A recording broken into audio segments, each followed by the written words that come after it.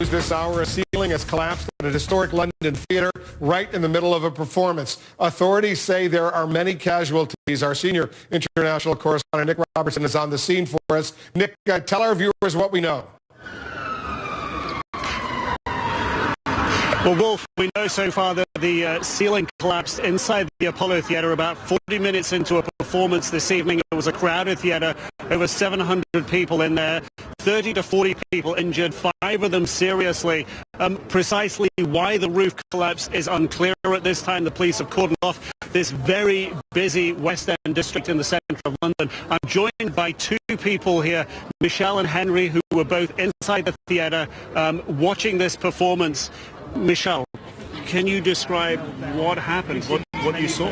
Well, we were about a third through the show, and all of a sudden people started moving, and I couldn't understand why. And then there was a cloud of smoke, and it just became like a black mist, and people climbing over me, and I didn't understand why. And I said to Henry, we've got to go. We've got to go. I don't know why, but we've got to go. Pick up your things, go. We're going. Henry, what did you see? Did you get any indication the ceiling was about to collapse? No indication whatsoever. So it collapsed in, and like you say, there were people clambering over us. So we decided it was time to leave. So like you say, Michelle grabbed hold of me, and we tried to get out as quick as we could, which was pandemonium. There was panic everywhere. Could you see people who were injured around you?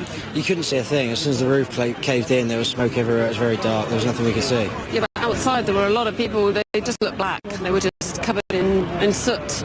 And I didn't see any seriously injured people, but they were just covered in soot. I was lucky, we were lucky, because we were just higher above the ceiling that actually had collapsed. And the ceiling collapsed towards the back of the theatre. Can you describe that moment when it happened? There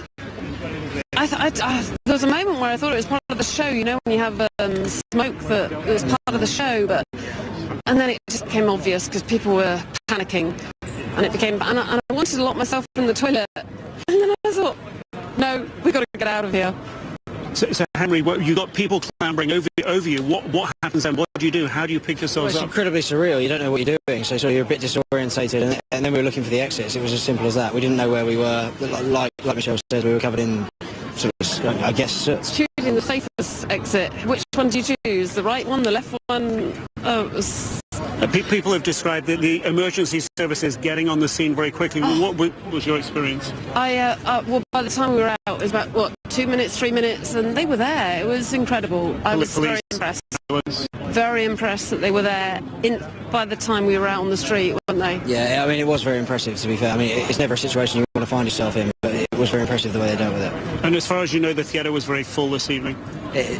Packed, I'd say. I didn't see an empty seat the whole time we were there. That's right. Thank you both very much indeed. Glad you're okay. Thank you for joining us. Thank you very much.